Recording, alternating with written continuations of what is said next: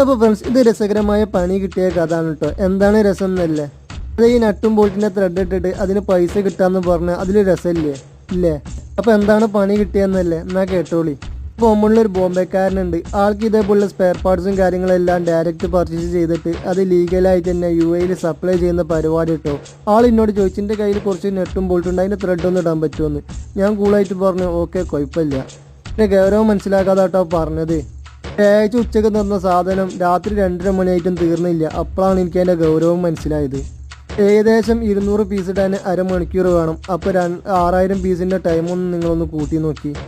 വെള്ളിയാഴ്ച അതേപോലെ എൻ്റെ വർക്കെല്ലാം കഴിഞ്ഞതിന് ശേഷം പിന്നെ രാത്രി വരെ ഇരുന്നിട്ടാട്ടോ അത് കംപ്ലീറ്റ് ചെയ്തത്. കംപ്ലീറ്റ് ചെയ്ത് ശനിയാഴ്ച രാവിലെ ആൾ വന്ന് കയ്യിലൊരു 100 ദിറംസും വെച്ച് തന്നു. നാട്ടിൽ 2300 റുപ്യ. ആഹാ എന്താ സുഖം. പണിയെടുത്തതിനെ കൊണ്ട് പെട്ടെന്ന് തന്നെ ആ പൈസയും വാങ്ങിട്ടോ. വെള്ളിയാഴ്ച ഉച്ചയ്ക്ക് ഭക്ഷണം ഇല്ലാതിരിക്കുമ്പോഴാണ് അടുത്തുള്ള പാകിസ്ഥാനിൽ ഒരു ഫുഡും തന്നത്.